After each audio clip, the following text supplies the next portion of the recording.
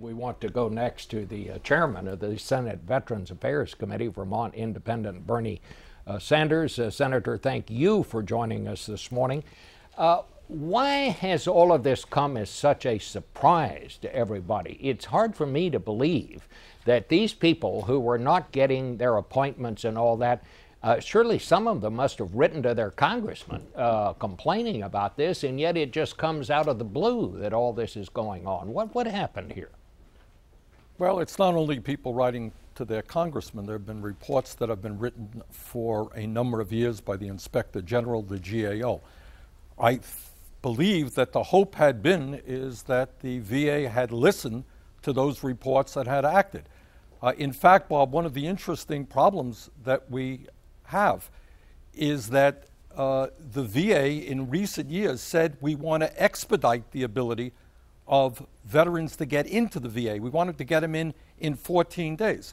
And what's very clear to everybody right now is that in many parts of the country, the VA simply did not have the doctors and the staff to make sure the veterans got timely care. The system was then gamed, which is absolutely reprehensible, which must be dealt with through criminal prosecution and bureaucratic reshuffling. But we need to make sure that that never happens again.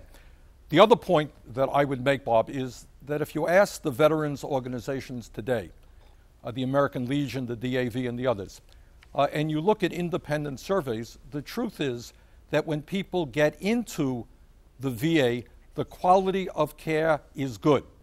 The problem that we have to address is access to the system and waiting lines.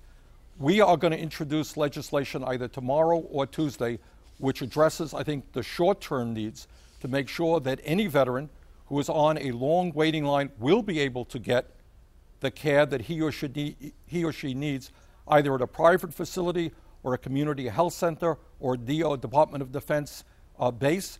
But longer term, what we have to do within the VA is to make sure that they have the primary care physicians, the nurses, and the staffing they need to provide the quality of care that our veterans deserve in a timely manner.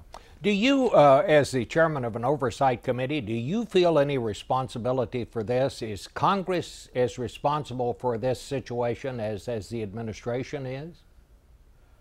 Well, I think everybody can bear some of the responsibility. We have had a number of hearings. We have met with all of the veterans organizations. I think the point right now, Bob, is to make sure that we address the very real problems that are facing 6.5 million veterans who utilize the VA system. And what we have got to do is to understand, that the cost of war is very, very significant. And that means that when you send men and women off to war, when they come home, we have a moral responsibility to make sure that all of them get the health care and the benefits that they deserve. And that is the responsibility of the United States Congress. And frankly, go ahead. I was just going to say, I agree with you that I think the first priority is to make sure that these people who need this treatment get this treatment immediately. But whose fault was this? Was this General Shinseki's fault? Is it systemic? Is it just a bunch of people who were trying to make money? What's the main problem? Well, here's what I think. I have a lot of respect for General Shinseki, and as Senator McCain just indicated, he is an American hero. And in fact, in a very difficult bureaucracy, he has done a lot of good things. He has transformed, Bob, not a lot of people know this. When Shinseki came in after the Bush administration, they were processing 1 million claims a year in paper. They didn't have an electronic system. That takes a lot of work. I know it's hard to believe, but it's true. Furthermore, we have reduced homelessness very significantly, something that has been a long-term problem.